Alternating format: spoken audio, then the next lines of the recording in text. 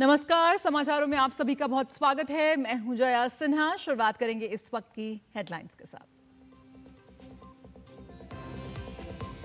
लद्दाख में टैंक को नदी पार ले जाते समय सेना के 5 जवान हुए शहीद। रक्षा मंत्री राजनाथ सिंह ने घटना पर गहरा दुख व्यक्त किया। कहा, राष्ट्र के प्रति अपने वीर सैनिकों की अनुकरणीय सेवा को कभी नहीं भूलेंगे। शोक संतप्त परिवारों के प्रति संवेदनाएं व्यक्त की।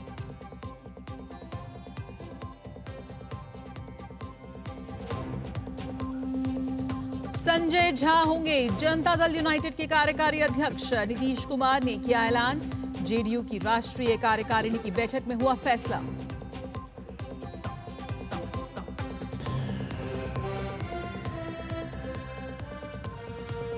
नीट पेपर लीक मामले में संदिग्धों के खिलाफ चल रही है छापेमारी की कार्रवाई।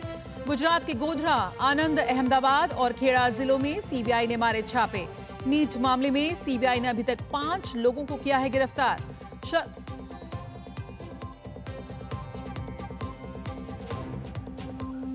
शराब नीति मामले में दिल्ली के मुख्यमंत्री अरविंद केजरीवाल को स्थानीय अदालत में किया जाएगा पेश। 3 दिन की सीबीआई हिरासत आज हो रही है खत्म।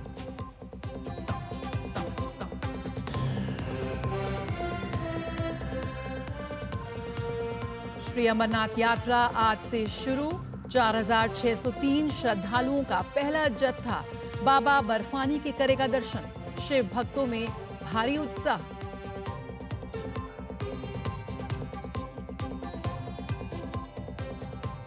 और T20 विश्व कप के खिताबी मुकाबले में आज भारत और दक्षिण अफ्रीका होंगे आमने सामने। भारत की नजर दूसरी बार खिताब पर कब्जा करने पर होगी, तो वहीं दक्षिण अफ्रीका पहली बार किसी आईसीसी टूर्नामेंट में खेलेगी फाइनल मैच।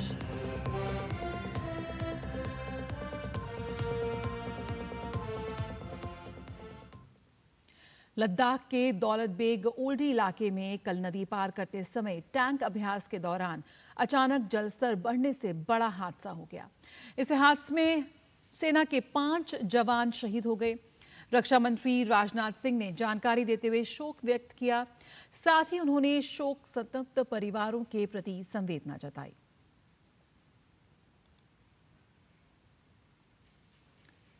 लद्दाख में टैंक अभ्यास के दौरान हुए बड़े हादसे पर दुख जताते हुए रक्षा मंत्री राजनाथ सिंह ने अपने सोशल मीडिया प्लेटफॉर्म एक्स पर लिखा, लद्दाख में एक नदी के पार टैंक ले जाते समय एक दुर्भाग्यपूर्ण दुर्घटना में हमारे 5 बहादुर भारतीय सेना के जवानों की जान जाने पर गहरा दुख हुआ। हम राष्ट्र के प्रति अपने वीर सैनिकों की अनुकरणीय सेवा को कभी नहीं भूलेंगे। शोक संतप्त परिवारों के प्रति मेरी हार्दिक संवेदना। दुख की इस घड़ी में देश उनके साथ मजबूती से खड़ा है। भारतीय सेना के जनरल मनोज पांडे और सेना के सभी अधिकारियों ने लद्दाख में एक प्रशिक्षण गतिविधि के दौरान अपनी जान गंवाने वाले 5 बहादुर सैनिकों की मृत्यु पर संवेदना व्यक्त की है। उन्होंने कहा कि इस दुख की घड़ी में भारतीय सेना शोक संतप्त परिवारों के साथ मजबूती से खड़ी है।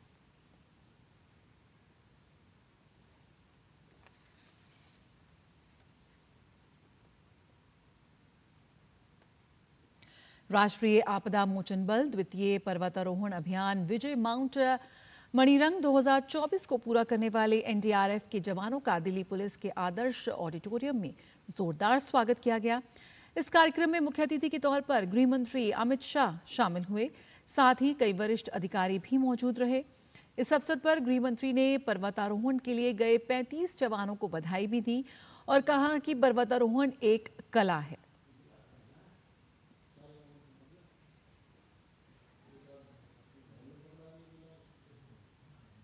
पर्वत आरोहण ये सिर्फ एक आर्ट नहीं है, ये जीवन जीने की कला है। जीवन में कई सारी घटनाओं का आपके जीवन को आप रिवाइंड कर कर इसकी फिल्म देखेंगे तो पर्वतारोहण में आने वाली सब कठिनाइयों के अलग अलग प्रकार की कठिनाइयां कुछ और स्वरूप में आपके जीवन में आई होगी। ये कला अगर सिद्धहस्त कर लेते हैं तो अपने आप आगे के जीवन के लिए बहुत बड़ा एक शिक्षा का माध्यम होता है। इसलिए मैं आज 35 जवान जो गए थे, वो 35 जवान और बल के प्रतीक के रूप में श्री पीयूष आनंद जी को बहुत बहुत बधाई देता हूं। और मैं मानता हूं कि 21,625 फीट पर मणिरंग पर्वत पर जब आपने तिरंगा फहराया, ये बल के लिए बहुत बड़ी सिद्धि का परिचायक रहा है।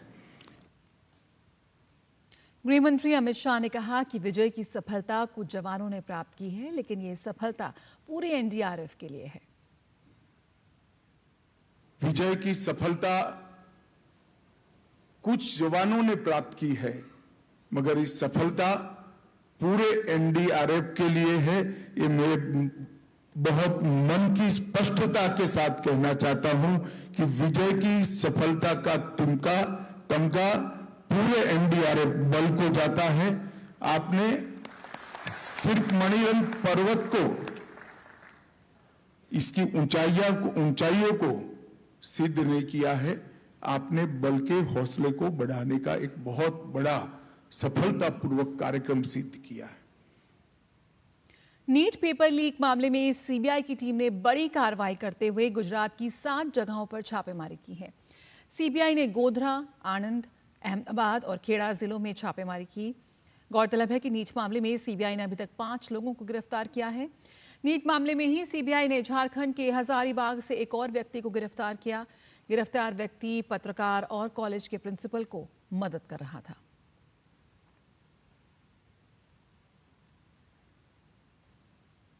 संजय झा को जनता दल यूनाइटेड का कार्यकारी अध्यक्ष बनाया गया है। इस बात का ऐलान बिहार के मुख्यमंत्री नीतीश कुमार ने राष्ट्रीय कार्यकारिणी की बैठक में किया। लोकसभा चुनाव के बाद पहली बार जदयू की राष्ट्रीय कार्यकारिणी की बैठक आज। और आइए सीधे चलते हैं पंचकुला, जहां केंद्रीय गृह मंत्री अमित शाह की मौजूदगी में हरियाणा सरकार और राष्ट्रीय फोरेंसिक विज्ञान विश्वविद्यालय गांधीनगर के बीच समझौता ज्ञापन पर हस्ताक्षर हो रहा है।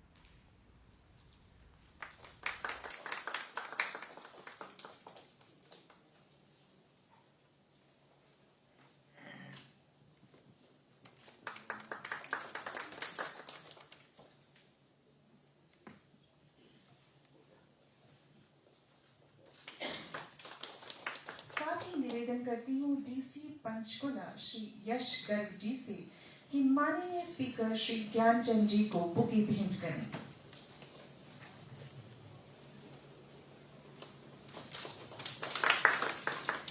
मैं डॉक्टर व्यास से निवेदन करती हूँ माननीय केंद्रीय गृह मंत्री श्री अमित शाह जी को बुके भेंट कर स्वागत करें।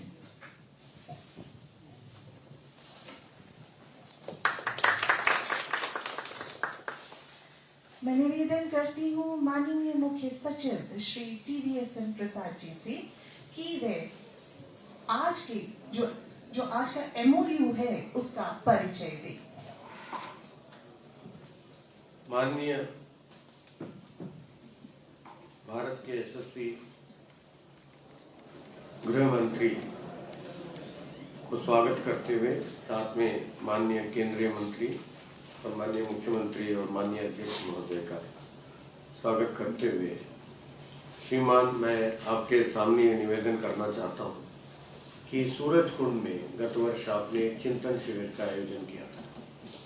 उसमें आपने देश के न्यायपालिका, न्याय व्यवस्था, पुलिस की व्यवस्था को कुछ निर्देश दिए। उन निर्देशों पे एक बात पे आपने जोर दिया था कि जो 6 साल से ज्यादा सजा है उनमें फोरेंसिक एविडेंस का कलेक्शन पे हम जोर दें, और ताकि कन्विक्शन रेट इंप्रूव हो और जस्टिस त्वरित गति से डिलीवर हो। उन्हीं बातों को लेके माननीय मनोहर लाल जी, निवर्तमान मुख्यमंत्री महोदय और वर्तमान मुख्यमंत्री श्री नायब सिंह सैनी जी के नेतृत्व में हरियाणा सरकार ने कुछ कदम उठाए। उनका एक दो आपके सम्मुख में रखना चाहूंगा।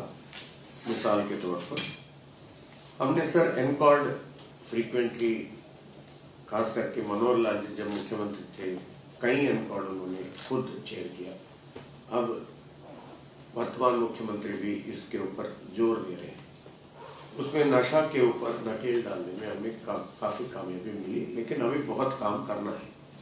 माननीय सर्वोच्च न्यायालय ने भी हमें सराहना की कि हम एनडीपीएस के लिए स्पेशल कोर्ट्स लगा के उसको जोड़ दिए। सुप्रीम कोर्ट ने इस बात का स्पेशली प्रेज भी किया। साथ में हमने एनडीपीएस का सैंपल चेक करने के लिए एक एमओयू ऑलरेडी साइन किया एनएफएसयू गांधीनगर से कि यहाँ से एनडीपीएस सैंपल्स बाय एयर भेज के वहां से टेस्टिंग करा के हम मंगवा लें, ताकि इमीडिएटली हम उनको सजा दिलवा सकें। ये प्रयोग भी अच्छा कामयाब साबित हुआ सर। अब उस बात को आगे ले जाते हुए उस चिंतन शिविर में आपने जो कहा था कि एनएफएसयू का कैंपस होना चाहिए, पंचकुला में हमने 50 एकड़ चिन्हित किया और इनको ऑलरेडी प्रपोजल सबमिट किया। एक ट्रांसिट कैंपस भी इनका टीम आके निरीक्षण करके गए और आपके सम्मुख अब ये अप्रूवल के लिए एमएचए में है। जैसा वहां से आपसे अनुरोध है अप्रूवल आएगा, वहां यहाँ कैंपस भी बन जाएगा। अब इन्हीं बातों को आगे ले जाते हुए हमने एक नया प्रयोग आपके नेतृत्व में आज करना चाहते हैं। वो ये है सर कि एनएफएसयू कैंपस और एनएफएसयू का जो मॉडल अब तक है कि फोरेंसिक साइंटिस्ट, बच्चों को फोरेंसिक साइंस सिखा के फोरेंसिक साइंटिस्ट सोसाइटी में ज्यादा रोजगार भी पैदा करें और उपलब्ध करें। अब जो प्रयोग हम कर रहे हैं सर, जो न्यू क्रिमिनल लॉज के तहत भी आता है कि हम प्रैक्टिशनर्स को ट्रेनिंग दें, प्रैक्टिशनर्स को फोरेंसिक साइंसेस के ऊपर स्ट्रेंथ दें, खास करके पब्लिक प्रोसिक्यूटर्स, क्योंकि कन्विक्शन रेट इंप्रूव। हमने सर एक चिन्हित अपराध करके एक स्कीम शुरू किया, जो आपने निर्देश किया 6 साल से ऊपर जो सजा है उनको चिन्हित अपराध हम कहते हैं, हेनस क्राइम्स को। उन हेनस क्राइम्स को पकड़ने के लिए फोरेंसिक और प्रोसिक्यूशन जोर देके अभी सर हमारा कन्विक्शन रेट 54% है, उसको 70-80% लाने का प्रयास में एक मुख्य कड़ी है ये। हमने एनएफएसयू वीसी साहब से रिक्वेस्ट किया कि एक वर्ल्ड क्लास लैबोरेटरी यहाँ सेटअप करें एमएचए के नेतृत्व में, और इसका पूरा मैन पावर, साइंटिस्ट, इक्विपमेंट सब कुछ एनएफएसयू से आएगा। तो इसका पहला कड़ी sir modernisation of police forces scheme में हमें जो राशि आपने दिया था उस राशि को पूरा इनके पास जमा करके 8 मोबाइल फॉरेंसिक साइंस वैन इनसे ऑलरेडी ले रहे हैं। अब हर जिले में इससे वैन हो जाएंगे, लेकिन यहाँ वर्ल्ड क्लास लैबोरेटरी सेटअप करके इसके लिए सर बिल्डिंग हमने आइडेंटिफाई किया। अब कल से ही हम काम शुरू करेंगे। व्यास साहब से मेरा अनुरोध किया मैंने, इसमें हम पब्लिक प्रोसिक्यूटर्स का ट्रेनिंग भी कराएंगे सर। इनसे हम अब एक चैलेंज हमने आपस में रखा कि 100 डेज में वर्ल्ड क्लास लैब पूरा करके 100 डे आपको फिर रिक्वेस्ट करेंगे उसकी लॉगिन करने के लिए, ताकि इसमें सर पब्लिक प्रोसिक्यूटर्स का पूरा ट्रेनिंग हो, कन्विक्शन रेट बढ़े, जो 6 साल से ऊपर का फोकस रहे, और हमारे पब्लिक प्रोसिक्यूटर्स, पुलिस और न्यायपालिका, फोरेंसिक साइंटिस्ट ये साथ मिलकर काम करें। ये हमारा कार्यक्रम सर। अब निवेदन है आपका अनुमति हो, हम हरियाणा सरकार के तौर से और एनएफएसयू के तौर से ये एमओयू साइन करेंगे।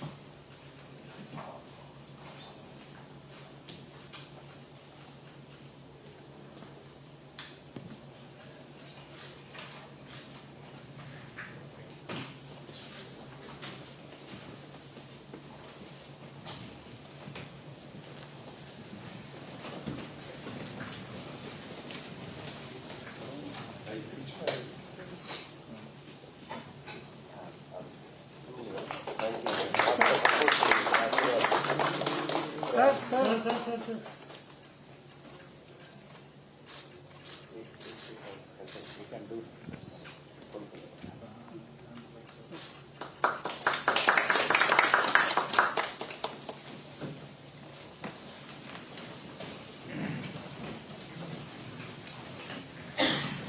मैं डॉक्टर व्यास से अनुरोध करूंगा संक्षिप्त में अपने यूनिवर्सिटी, जो पूरा भारत के लिए प्राइड है इनका यूनिवर्सिटी, 92 कंट्रीज में हम इनके सेवाएं दे रहे हैं, मैं इनसे रिक्वेस्ट करूंगा कि 2 शब्द बोलें।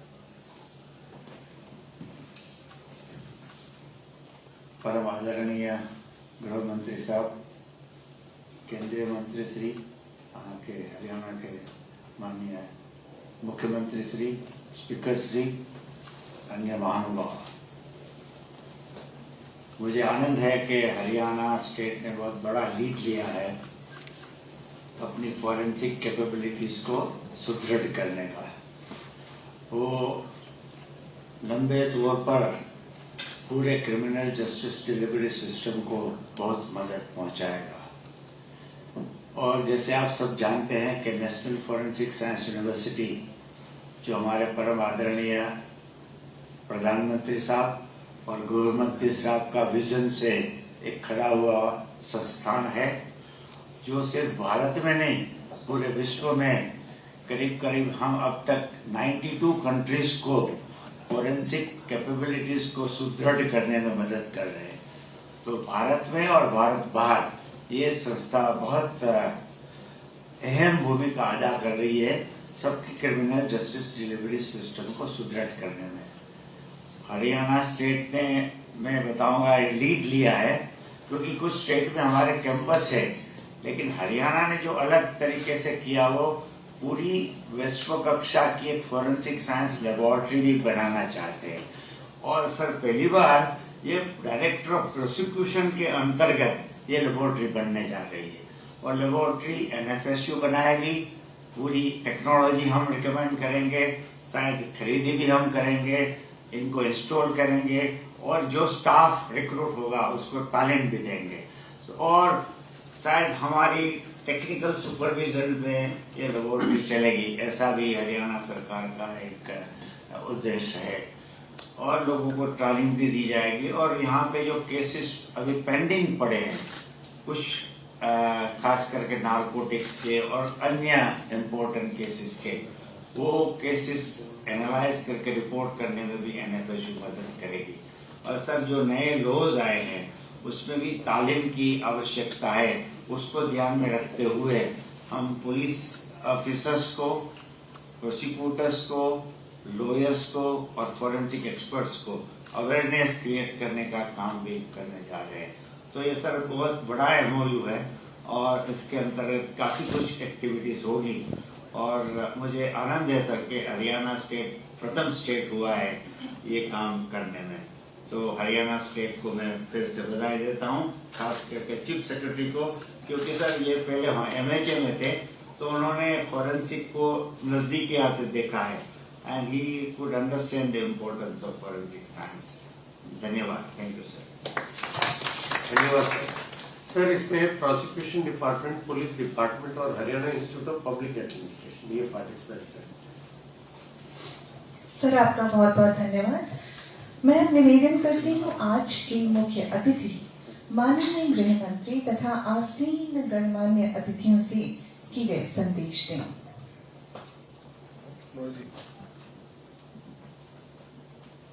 इसी पर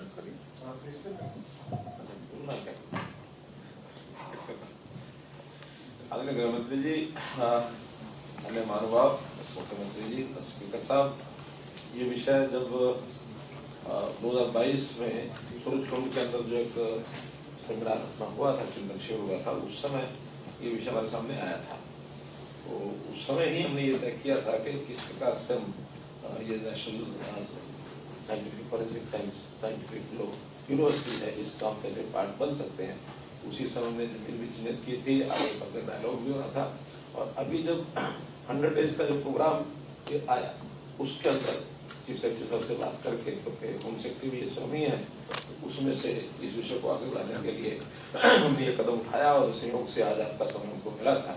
ये ठीक है कि जब कभी अपराध होता है तो अपराधी ने अपराध किया, लेकिन जो पीड़ित होता है उसका जो उसको जस्टिस बहुत समय तक मिलता नहीं है। उसमें जो खास करके फॉरेंसिक लैब टेस्ट की जो बात आती है, महीनों महीने वर्षों वर्ष तक भी कई बार रिजल्ट मिलते नहीं है, उसमें बहुत बड़ी हमारे पास एक कमी थी। और हमारी पहले कोई एक ही फॉरेंसिक लैब थी मधुबन में, अब शायद 3 और आई है, तो 4 लैब हमने की है। और इसका जो स्टाफ भी भर्ती हमने कल ही, बल्कि आज ही मैंने पढ़ा कि 53 लोगों का रिजल्ट भी उसमें आया है, वो 7 दिन को मिलेगा। और जैसे ही इस फॉरेंसिक लैब का कैंपस ही हमारे पास होगा फॉरेंसिक यूनिवर्सिटी का, निश्चित रूप से उस प्रक्रिया में हम पीड़ित को न्याय जल्दी दे सकें और पीड़ित पीड़ा को उसको कोई अपराध हो गया लेकिन न्याय जल्दी मिलने से उसका संतोष, उसका जो सेटिस्फेक्शन लेवल है वो बढ़ता है कि भी कम से कम न्याय जल्दी मिला। इसमें खरा काम हुआ। मैं निश्चित रूप से आपका प्रधानमंत्री जी के इस विजन को आगे बढ़ाते हुए आपका भी बहुत बहुत धन्यवाद करता हूँ और जल्दी इसको पूरा करेंगे ऐसा हमारा विश्वास है।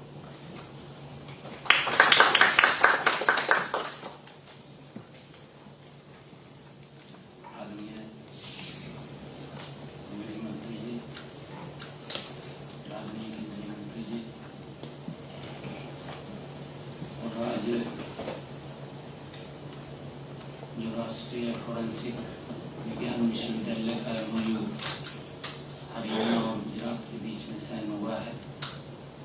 मैं डॉक्टर JM व्यास जी का भी आज हरियाणा यहाँ पहुँचने पर धन्यवाद करता हूँ और हमारे चीफ सेक्रेटरी साहब, सभी अधिकारीगण, आदरणीय ज्ञान जी, आज जो ये MOU साइन हुआ है हरियाणा को एक बड़ा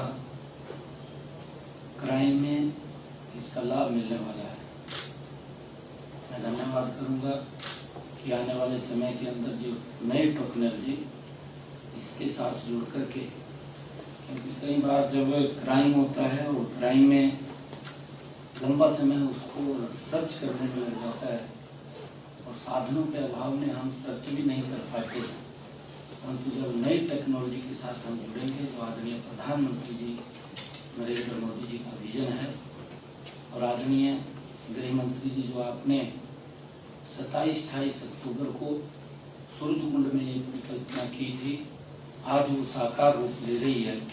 और इसका जो JM व्यास जी जो वाइस चांसलर है हमारे नेशनल फोरेंसिक साइंस यूनिवर्सिटी, उसके साथ मिलकर के हरियाणा भी मजबूती से इसके अंदर एक कदम आगे बढ़ा है।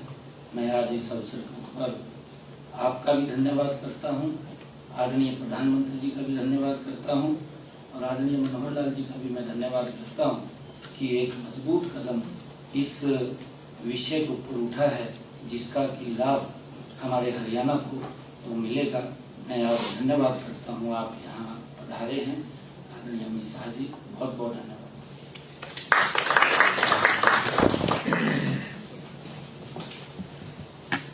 मेरे साथ उपस्थित श्रीमान सैनी जी, मनोहर लाल जी, ज्ञानचंद गुप्ता जी,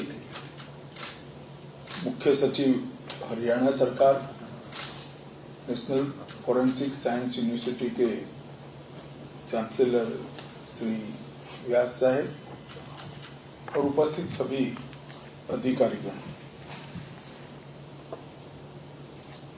सबसे पहले तो मैं हरियाणा सरकार को बहुत बहुत अभिनंदन करना चाहता हूं, क्योंकि NFSU के साथ जोड़कर क्रिमिनल जस्टिस सिस्टम को एक वैज्ञानिक आधार देने का आपने फैसला किया है और जो 3 कानून जो अंग्रेजों के समय से इस देश की क्रिमिनल जस्टिस सिस्टम को गवर्न करते थे, ये 3 कानूनों में हमने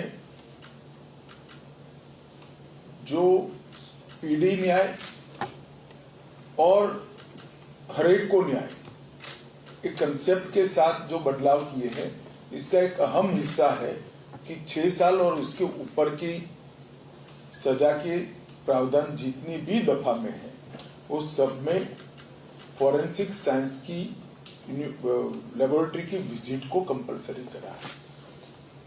अब एक कानून को धरातल पर उतारना है तो हमें इसके लिए ह्यूमन रिसोर्स की रचना अभी से करनी पड़ेगी और इस दृष्टिकोण के साथ ही नेशनल फोरेंसिक साइंस यूनिवर्सिटी को आगे बढ़ाया गया था।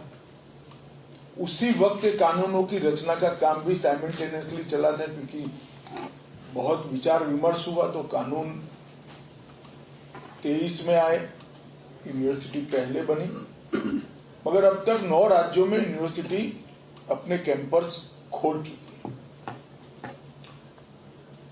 और अभी अभी हमने तय किया है कि कैबिनेट ने अभी ही प्रस्ताव पारित किया है कि और राज्यों में भी हम इसका विस्तार करेंगे। करीब करीब देश में 16 राज्यों में यूनिवर्सिटी को पहुंचाने का काम हम करेंगे। इससे न केवल ट्रेन ह्यूमन रिसोर्स की प्राप्ति होगी, परंतु ये जो नए कानून 3 बने हैं हमारे क्रिमिनल जस्टिस सिस्टम को सुदृढ़ करने के लिए हमने जो बदलाव किए हैं, इसको जमीन पर उतारने में भी बड़ा फायदा मिलेगा। मैं हरियाणा के मुख्यमंत्री सैनी साहब का हृदय से धन्यवाद करता हूं कि मुझे मालूम है हरियाणा में 50 एकड़ भूमि देने का मतलब क्या होता है। और हरियाणा जैसे राज्य में, छोटे राज्य में, जहां भूमि का कीमत आसमान तोड़कर कई गुना आगे बढ़ा है, उस वक्त आपने 50 एकड़ भूमि दिया है। विजन का परिचायक है, क्योंकि जो कैंपस बने वो आने वाले दिनों की सभी सुविधाओं के लिए इसके अंदर पर्याप्त आयोजन हो सकता है आज छोटा बनेगा, परंतु इससे विस्तार का है। अभी आप वर्ल्ड क्लास लेबोरेटरी बनाने जा रहे हैं, यहाँ पर लाइब्रेरी भी बनेगी, यहाँ पर पूरे उत्तर भारत के न्यायिक अधिकारियों का ट्रेनिंग का काम भी कर सकते हैं, पूरे उत्तर भारत के पुलिस ऑफिसर्स और कांस्टेबल्स की ट्रेनिंग का काम भी कर सकते हैं। अगर ये सभी यूनिवर्सिटी के कैंपस में होगा तो ट्रेनिंग देने वाले और लेने वाले दोनों के लिए बड़ी सरलता होगी, क्योंकि यहाँ लेबोरेटरी भी होगी, यूनिवर्सिटी भी होगी और ट्रेनिंग इंस्टीट्यूट भी होगी, तो बहुत सहूलियत होगी। मैं आज सैनी जी को कहना चाहूंगा कि आपका जो प्लानिंग है उसमें अगर ट्रेनिंग इंस्टीट्यूट की जगह बनती है तो ये भारत सरकार निश्चित रूप से अपने खर्चे से फॉरेंसिक साइंस की ट्रेनिंग के लिए यहाँ पर बहुत अच्छी व्यवस्था कर आपको देगी, इसी 50 एकड़ भूमि में। तो मेरा श्री JM व्यास से भी आग्रह रहेगा कि प्लानिंग के अंदर एक ट्रेनिंग इंस्टीट्यूट का भी, छोटी सी हॉस्टल और ट्रेनिंग इंस्टीट्यूट, कम से कम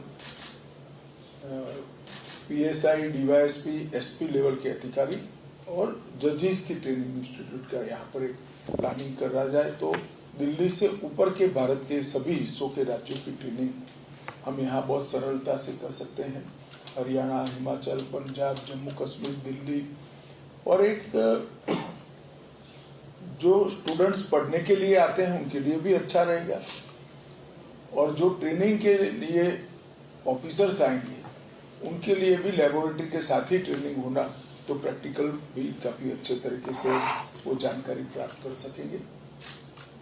मैं फिर से एक बार मुख्यमंत्री हरियाणा, मुख्य सचिव हरियाणा और उनकी पूरी टीम को हृदयपूर्वक बधाई देता हूं कि इनिशिएटिव आने वाले दिनों में हरियाणा की क्रिमिनल जस्टिस सिस्टम में आमूलचूल परिवर्तन करेगा, उसका मुझे विश्वास है। NFSU का जो रिकॉर्ड है अब तक का, इस पर मैं भरोसे से आपको आश्वासन दे सकता हूं कि आपने जिस विश्वास के साथ पूरी चीजें NFSU को सौंपने का निर्णय किया है, इसमें NFSU निश्चित रूप से आपकी अपेक्षाओं पर खरी उतरेगी और इसमें कोई कमी NFSU की ओर से नहीं छोड़ी जाएगी। तो फिर से एक बार श्रीमान व्यास, श्री प्रसाद और मुख्यमंत्री जी तीनों को बहुत बहुत शुभकामनाएं और बधाई। आप सभी का धन्यवाद।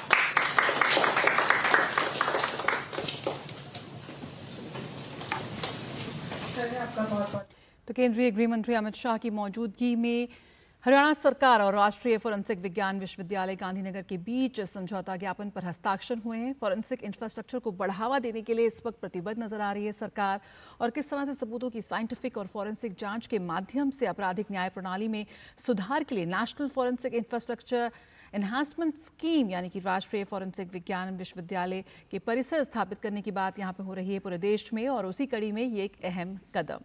खबरों का सिलसिला जारी रहेगा। फिलहाल मुझे दीजिए इजाजत। नमस्कार।